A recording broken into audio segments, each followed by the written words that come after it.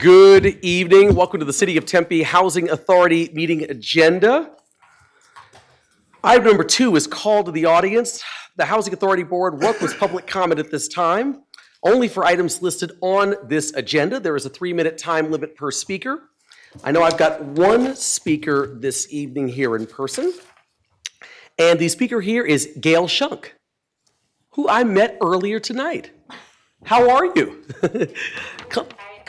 Come on. Oh, absolutely. Come on down. Come state your name and place of residence. You have 3 minutes. Thank you very much. Let me know if I'm in the right place. My name is Gail Shunk. I actually... Want to pull the microphone a little closer? There you go. That's Perfect. It? Okay. I actually live in Chandler, Arizona. I have 2 rental properties in Tempe, though.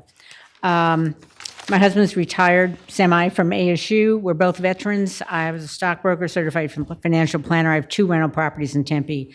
One a 5-bedroom, 2-bath with a pool. We bought for our kids that came to ASU. Now we're holding it for our grandkids. Sorry, we have 3 juniors in high school. Otherwise, I would not own it. I did check into Section 8 for this, and they sent me a young lady with 8 children. I did not consider it because at the time the pool was not fenced. Obviously not going to work. I did rent it to somebody, a couple with 3 children, and I have fenced the pool. It's perfectly legal now. Before that, I rented to 3 students from Kuwait. The government of Kuwait was paying for the rent.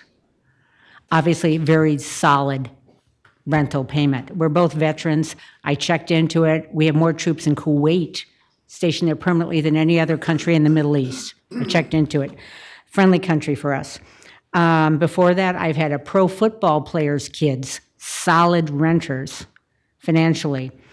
My concern with the lady and the 8 kids is also what happens if they do damage?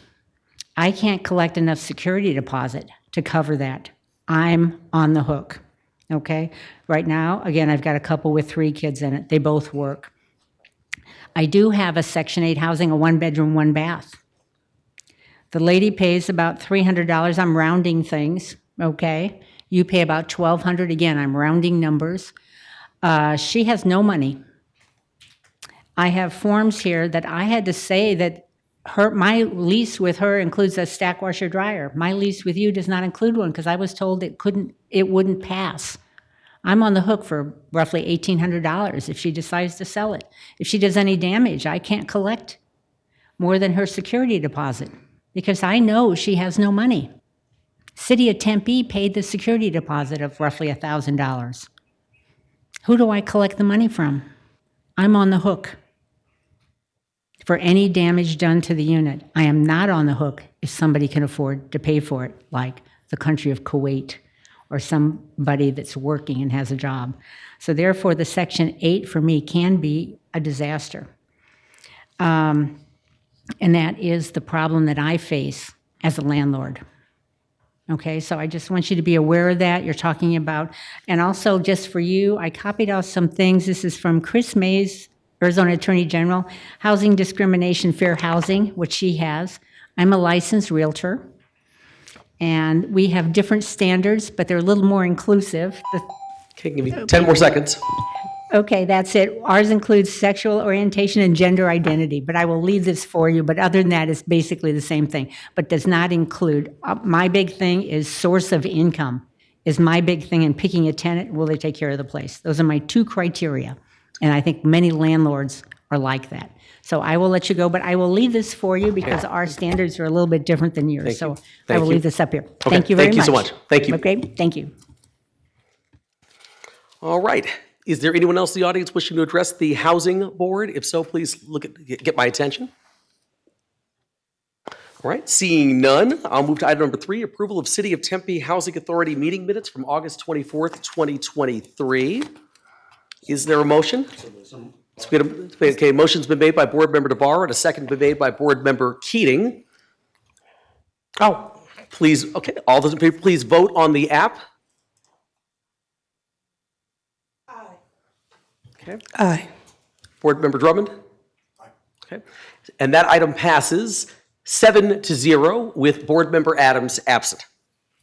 That takes us to item number 4, Housing Authority Governing Board updates. This is for the Housing Authority Governing Board quarterly update for the quarter ended September 30th, 2023. Irma, is there any update you have this evening, or?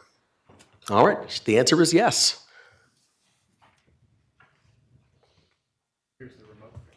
Oh, thank you.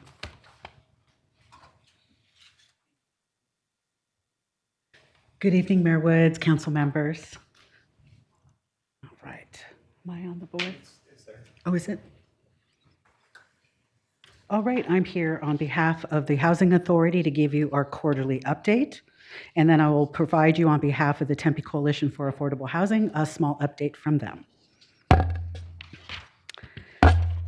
So the data over the next couple of slides is specific to the Housing Authority's performance, and it's actual data as of August of 2023. So as you know, HUD contracts with the city of Tempe with a budget authority as well as an allotment of vouchers. We track our performance in both of these areas.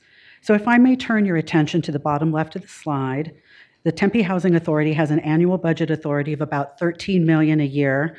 And as of August of 23, we had allocated a total amount of $8.37 million in budget authority. So to date, we've expended about 93% of our amount.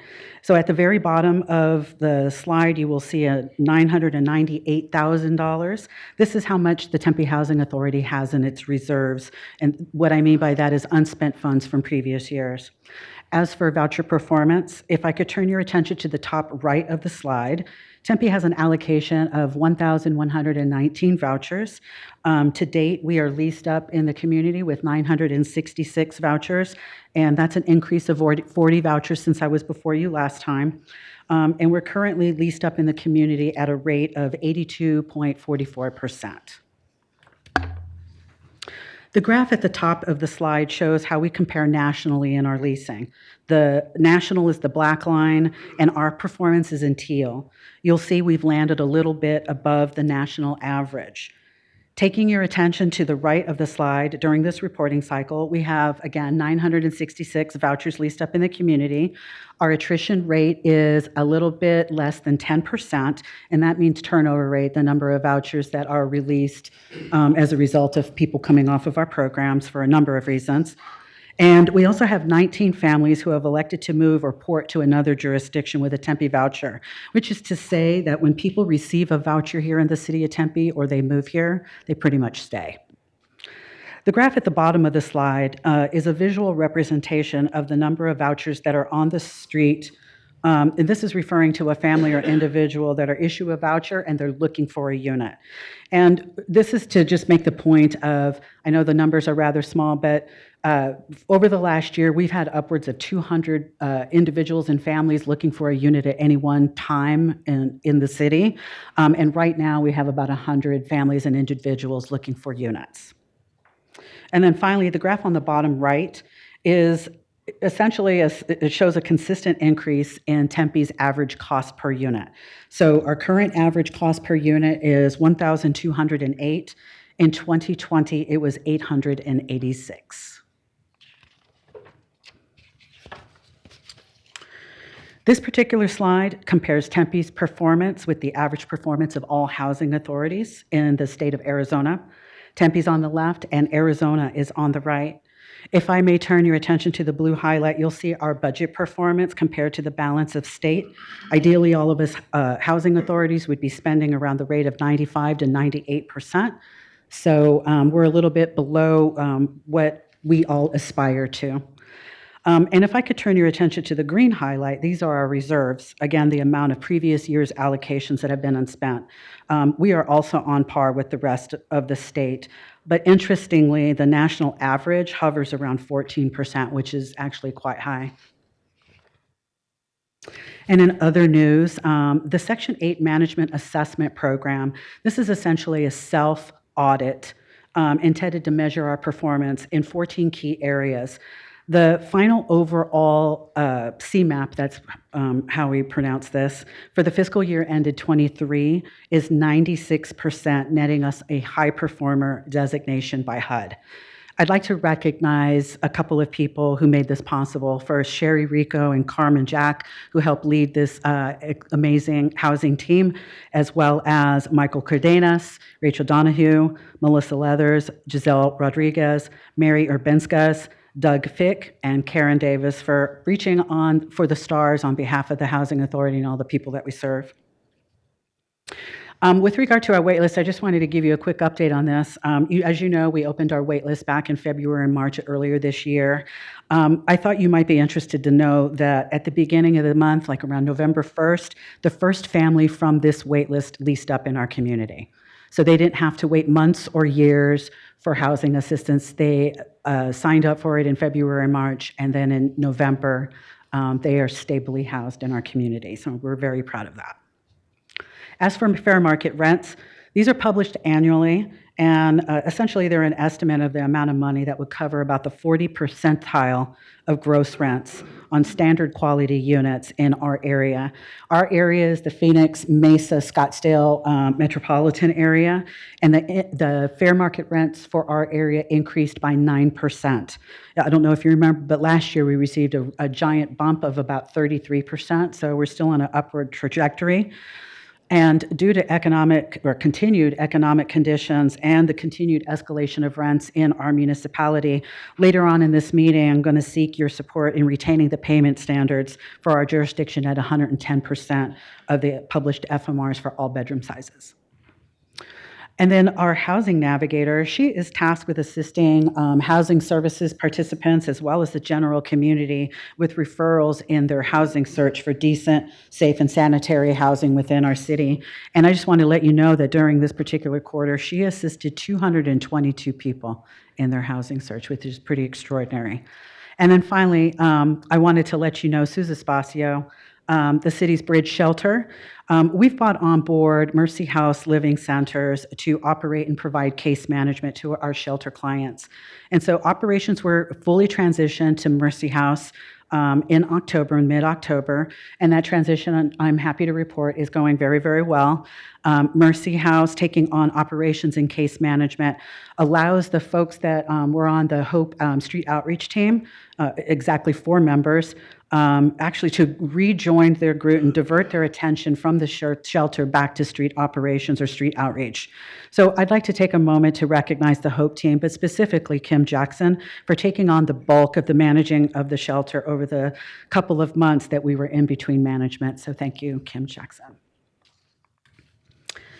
And lastly, on behalf of the Tempe Coalition for Affordable Housing, I'd like to just provide a brief update.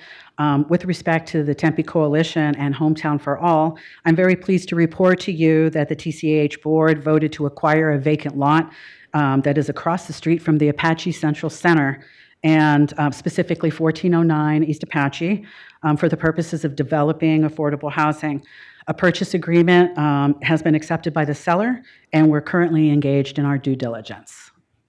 As for TCAH's financial position, it's healthy, and if you exclude the donations that are received by the coalition, we still break even with all the rents that we collect from the housing in our portfolio. I did provide you the Tempe Coalition for Affordable Housing's October board report. If in your review of our financial statements or our property stats, you have any questions, please reach out and I'd be happy to provide you any answers. Thank you very much. That concludes my presentation. Wonderful. Thank you so much, Irma. Appreciate it. Anyone from council, any comments or questions? Yes, Board Member Hodge? Is it on?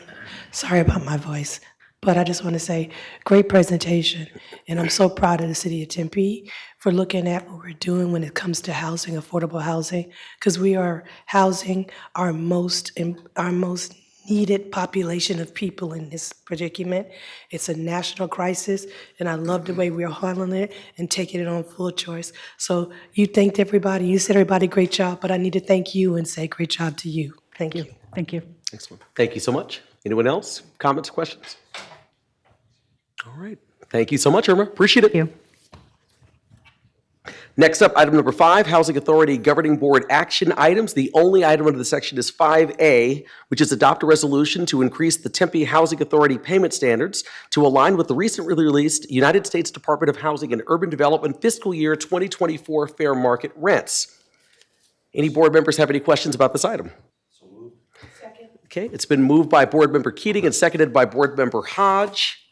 Hearing no other comments, please vote. There we go. All right. And Board Member Drummond? Aye. And that item passes 7-0 with Board Member Adams absent. That brings us to item number 6, adjournment. The next scheduled Tempe Housing Authority meeting is on January 18th, 2024. This meeting is adjourned. We'll take 1 minute to turn everything around, and so everybody stay right here.